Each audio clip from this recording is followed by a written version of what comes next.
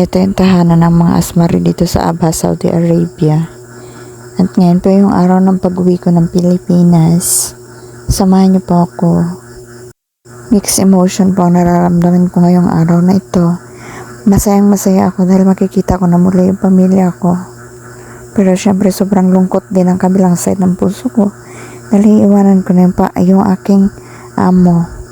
Ito nga po yung time na ninanamnam ko yung aking kama dahil alam ko sa sarili ko na hindi na kami muling magkikita.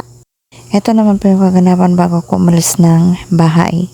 Bali September 5 po yung aking flight, pero sinundo po ako ng anak ni amo ng September 4 para po doon na lang mismo sa town matulog dahil medyo malayo din naman po yun sa amin sa town. Pabayahin ka pa po mga 2 oras bago ka makakarating ng town. And then kinabukasan po ay lahat sila may schedule. Kaya wala pong time para magsundo sa akin. Kaya ito po ang pinaka the best way po ay doon ako matulog sa bahay ng anak niya sa Abha. At ayan, habang nagdarasal po sila, inahanda ko na yung magiging dinner nila ngayong gabi. Pero kasama ko po si amo po ang nag-prepare niyan. Pero ako po ang maglalagay dito sa pagkainan nila. Ito po si amo. Siya po talaga ang naka-unans po siya pagdating talaga sa pagkain.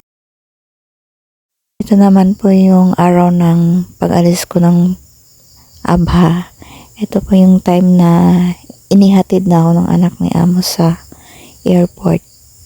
Medyo maaga niya po akong hinatid dahil meron pong trabaho sa opisina. This time naman po ay nakasakay na ako ng shuttle patungo sa eroplano na sasakyan namin papuntang Dammam. Medyo maliit lang po yung airport dito sa Abha kaya kailangan namin mag-shuttle para po makasakay ng eroplano. And finally po, nandito na kami sa loob ng aircraft. Papunta po to ng Dammam kasi may stopover ako sa Dammam. Pagkadating ko ng Dammam ay nag-antay pa ng almost 5 hours para po makakuha ng boarding pass. Pero ang problema po ay talagang nagka-problema po ako pagdating sa bagahe ko. Malinaw po sa akin na sinabi nung nasa counter nung nag-check-in kami sa Abha Domestic Airport na sa Davao ko na kukunin yung aking bagahe, but dito this time po bumalik ako sa pila ko para makakuha ng boarding pass kasi kagagaling ko lang po sa baba para kunin yung mga bagahe ko. Nahirapan po ako sa paghahanap ng bagahe ko doon sa baba kasi medyo matagal-tagal na mula nung dumating kami. Yun nga, sabi ko nga sa inyo, 7 hours na ako nag-aantay dito. Tapos pagdating ko sa pagkuha ng boarding pass, ang sabi sa akin ay kunin ko daw yung bagahe ko sa baba at wala pong direct ng from Abha papuntang Davao sa bagahe. Kaya kinuha ko po, ayan. At hingal na hingal po ako dahil ayaw ko pong magkaroon ng problema syempre. Kahit naman po sino ayaw magkaroon ng problema. Napakahaba po ng pila tapos konting oras na lang po ay flight ko na. Ayaw ko naman maiwan. Kaya ayan, talagang hiningal po talaga ako sa pagkuha ko ng bagahe. This time nga po na nakapila ako dito, alas 4 na ng hapon, hindi pa po ako nag-aalmusal. Kumbaga pagod na rin talaga ako at saka gutom na pero hinahabaan ko yung pasensya ko. At deep inside ay talagang dismayado po talaga ako sa flights nito.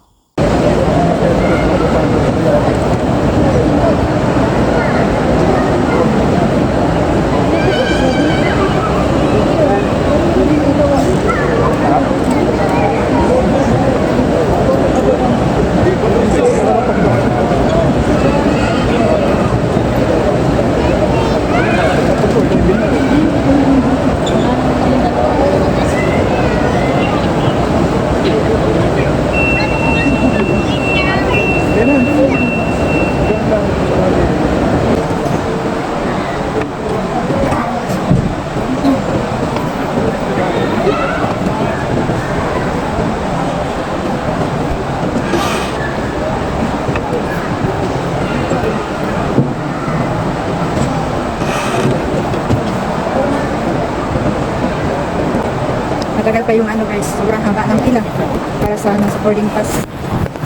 Naproblema pa ako kasi yung baggage ko nasa may direct ng Davao, hindi naman, yung ako lang sa baba. Kaya ito, nasa unang pila kanina, ngayon ay nasa in the middle. Sobrang dami pa ng pila. Tapos yung counter na active ay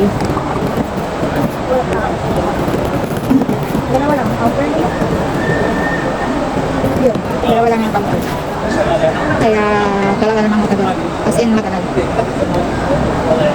Nagulitin mo. Sasamahin niyo ako.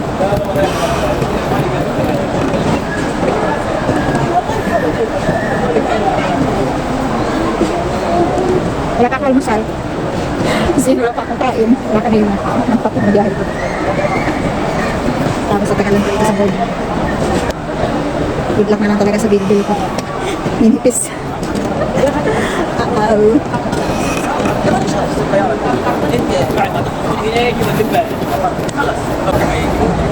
Bye. Thank you so much for watching. See you in my next vlog. Don't forget to follow, like, and share. Mahal po kayo. Open kami na.